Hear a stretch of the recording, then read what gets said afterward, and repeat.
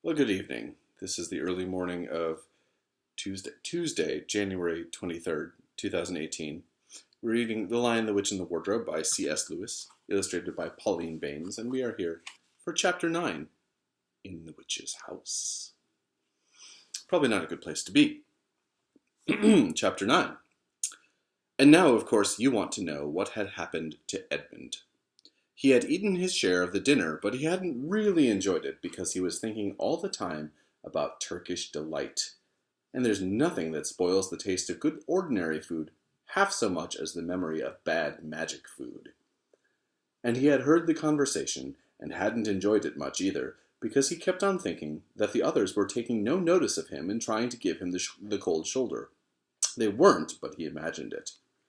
And then he had listened until Mr. Beaver told them about Aslan, until he had heard the whole arrangement for meeting Aslan at the stone table. It was then that he began very quietly to edge himself under the curtain which hung over the door, for the mention of Aslan gave him a mysterious and horrible feeling, just as it gave the others a mysterious and lovely feeling. Just as Mr. Beaver had been repeating the rhyme about Adam's flesh and Adam's bone, Edmund had been very quietly turning the door handle, and just before Mr. Beaver had begun telling them that the White Witch wasn't really human at all, but half a djinn and half a giantess, Edmund had got outside into the snow and cautiously closed the door behind him. You mustn't think that even now Edmund was quite so bad that he actually wanted his brother and sisters to be turned into stone. He did want Turkish delight, and to be a prince and later a king, and to pay Peter out for calling him a beast. As for what the witch would do with the others, he didn't want her to be particularly nice to them, certainly not to put them on the same level as himself. But he managed to believe, or pretend he believed, that she wouldn't do anything very bad to them, because, he said to himself, all these people who say nasty things about her are her enemies, and probably half of it isn't true. She was jolly nice to me, anyway, much nicer than they are. I expect she is the rightful queen, really. Anyway, she'll be better than that awful Aslan. At least, that was the excuse he made in his own mind for what he was doing. It wasn't a very good excuse, however, for deep down inside him, he really knew that the White Witch was bad and cruel. The first thing he realized when he got outside and found the snow falling all around him was that he had left his coat behind in the beaver's house. And of course there was no chance of going back to get it now. The next thing he realized was that the daylight was almost gone, for it had been nearly 3 o'clock when they sat down to dinner, and the winter days were short. He hadn't reckoned on this, but he had to make the best of it. So he turned up his collar and shuffled across the top of the dam, luckily it wasn't so slippery since the snow had fallen, to the far side of the river. It was pretty bad when he reached the far side. It was growing darker every minute, and what with that and the snowflakes swirling all around him, he could hardly see 3 feet ahead. And then, too, there was no road. He kept slipping into deep drifts of snow, and skidding on frozen puddles, and tripping over fallen tree trunks, and sliding down steep banks, and barking his shins against rocks till he was wet and cold and bruised all over. The silence and the loneliness were dreadful. Here's what it looks like as Edmund walks through the night. In fact, I really think he might have given up the whole plan and gone back and owned up and made friends with the others if he hadn't happened to say to himself, "When I'm king of Narnia, the first thing I shall do will be to make some decent roads." And of course that set him off thinking about being a king and all the other things he would do, and this cheered him up a good deal.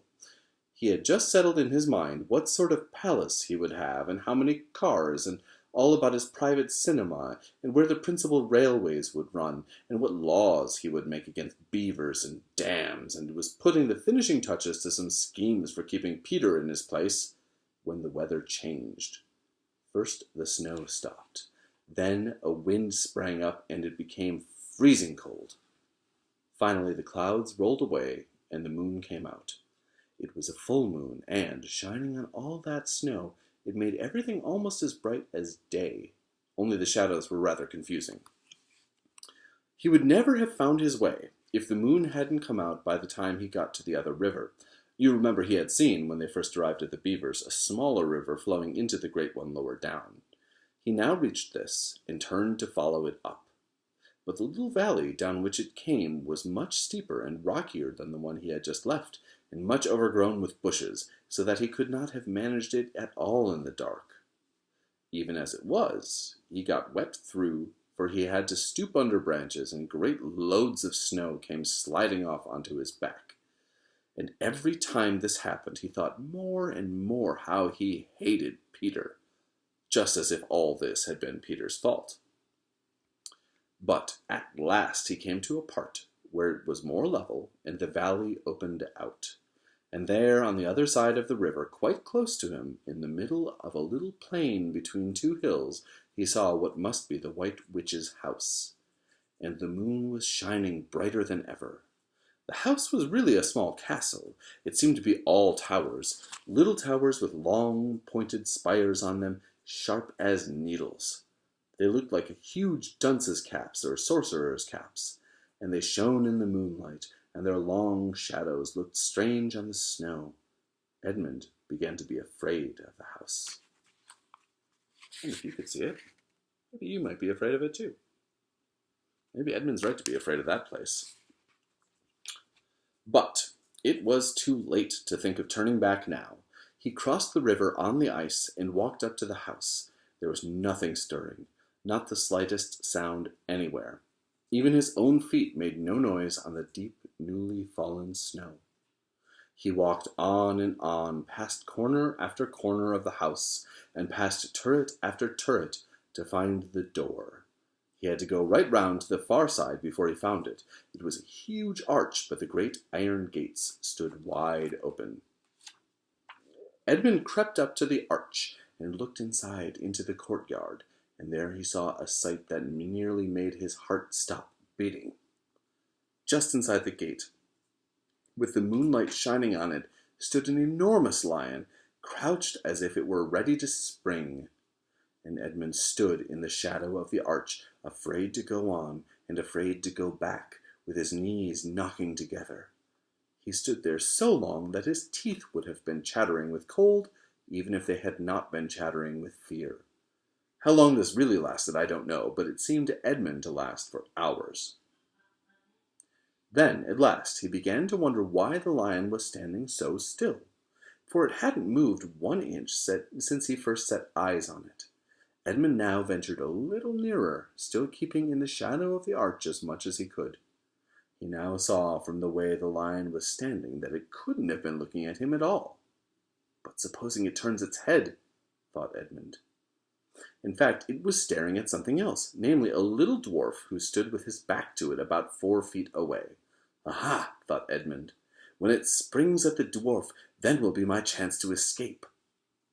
But the lion Still, the lion never moved, nor did the dwarf. And now at last Edmund remembered what the others had said about the White Witch turning people into stone. Perhaps this was only a stone lion. And as soon as he had thought of that, he noticed that the lion's back and the top of its head were covered with snow. Of course it must only be a statue. No living animal would have let itself get covered with snow. Then very slowly, and with his heart beating as if it would burst, Edmund ventured to go up to the lion. Even now he hardly dared to touch it, but at last he put out his hand very quickly and did. It was cold stone. He had been frightened of a mere statue. The relief which Edmund felt was so great that in spite of the cold he suddenly got warm all over right down to his toes, and at the same time there came into his head what seemed a perfectly lovely idea. Probably, he thought, this is the great lion Aslan they were all talking about. She's caught him already and turned him into stone, so that's the end of all their fine ideas about him. Pooh! Who's afraid of Aslan? Here's what that courtyard looks like. It's kind of dark and kind of scary. And he stood there, gloating over the stone lion, and presently he did something very silly and childish. He took a stump of lead pencil out of his pocket and scribbled a mustache on the lion's upper lip and then a pair of spectacles on its eyes. Then he said, "Yah, silly old Aslan. How do you like being a stone? You thought yourself mighty fine, didn't you?" But in spite of the scribbles on it, the face of the great stone beast still looked so terrible and sad and noble, staring up in the moonlight, that Edmund didn't really get any fun out of jeering at it. He turned away and began to cross the courtyard. As he got to the middle of it, he saw that there were dozens of statues all about, standing here and there, rather as the pieces stand on a chessboard when it is halfway through the game. There were some stone satyrs, and stone wolves, and bears and foxes, and catamountains of stone. There were lovely stone shapes that looked like women, but who were really the spirits of trees. There was the great shape of a centaur, and a winged horse, and a long, lithe creature that Edmund took to be a dragon. They all looked so strange, standing there, perfectly lifelike, and also perfectly still in the bright, cold moonlight, that it was eerie work crossing the courtyard. Right in the very middle stood a huge shape like a man, but as tall as a tree, with a fierce face and a shaggy beard, and a great club in its right hand. Even though he knew that it was only a stone giant and not a live one, Edmund did not like going past it. He now saw that there was a dim light showing from a doorway on the far side of the courtyard. He went to it. There was a flight of stone steps going up to an open door. Edmund went up them. Across the threshold lay a great wolf. Here's what that wolf looks like. It's all right, he kept saying to himself. It's only a stone wolf. It can't hurt me. And he raised his leg to step over it. Instantly the huge creature rose, with all the hair bristling along its back, opened a great red mouth, and said in a growling voice, "Who's there? Who's there? Stand still, stranger, and tell me who you are." "If you please, sir," said Edmund, trembling so that he could hardly speak. "My name is Edmund, and I'm the son of Adam that Her Majesty met in the wood the other day, and I've come to bring her the news that my brother and sisters are now in Narnia, quite close in the beaver's house. She wanted to see them." "I will tell Her Majesty," said the wolf. "Meanwhile, stand still on the threshold as you value your life." Then it vanished into the house. Edmund stood and waited, his fingers aching with cold and his heart pounding in his chest, and presently the grey wolf Mogrim, the chief of the witches' secret police, came bounding back and said, come in, fortunate favourite of the Queen, or else not so fortunate." And Edmund went in, taking great care not to tread on the wolf's paws. He found himself in a long, gloomy hall with many pillars, full, as the courtyard had been, of statues. The one nearest the door was a little fawn with a very sad expression on its face, and Edmund couldn't help wondering if this might be Lucy's friend. The only light came from a single lamp, and close beside this sat the White Witch. "I'm come, your Majesty," said Edmund, rushing eagerly forward. "How dare you come alone?" said the witch in a terrible voice. "Did I not tell you to bring the others with you?"